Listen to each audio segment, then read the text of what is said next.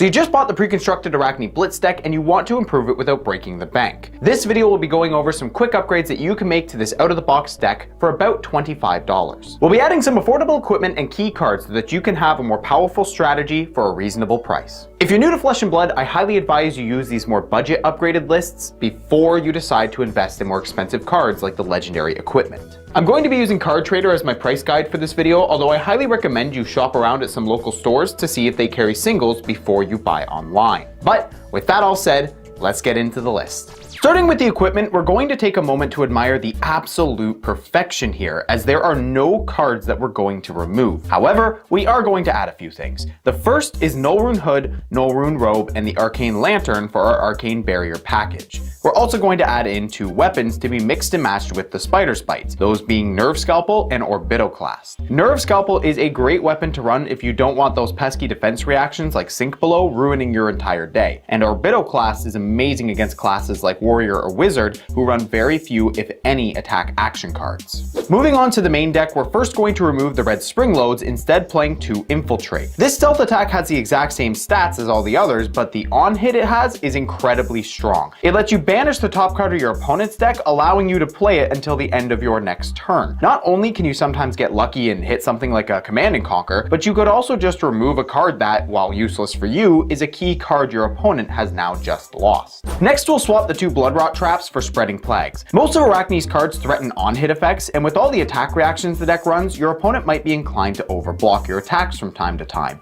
And when they do, Spreading Plague gives them Bloodrot Pox tokens for each card they blocked with.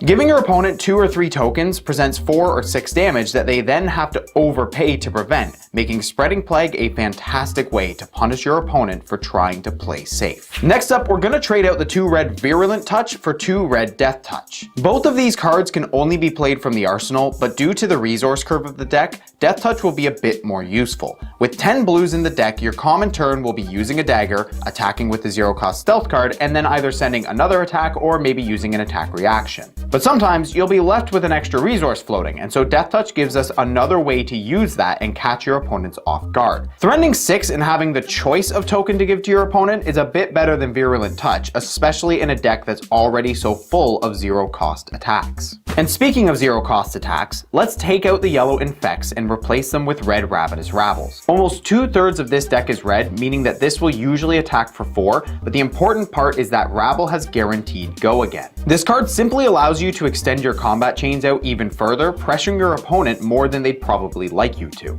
And finally, we're going to toss out the yellow Prowls, instead playing 2 red Shreds. Not only does this card have some of the most brutal art in the game, but its ability to reduce the block value of your opponent's cards can be devastating for them. Whether it's action cards, equipment, or even defense reactions, Shred takes care of anything you need it to, making sure you get those nasty on-hits to go through. And that's it. That's the deck. Arachne is a super cool hero that lets you go wide with a bunch of cards with on-hits, which is not something that most heroes can do. Hopefully this video serves as a great entry point into the game, and if you found this video helpful, consider leaving a like or possibly subscribing to see more Flesh and Blood content. But with that, I hope you're all having a good day, and I hope you're enjoying Flesh and Blood. If you like this video and wanted to support me, consider checking out my Patreon. There's extra bonuses like Talishar card sleeves, early access to videos, and even your own GigaChat card. And to those who are already supporting me, you have my undying thanks. It's because of Chads like you that I can continue to do what I do. So please, stay Chadly, my friends.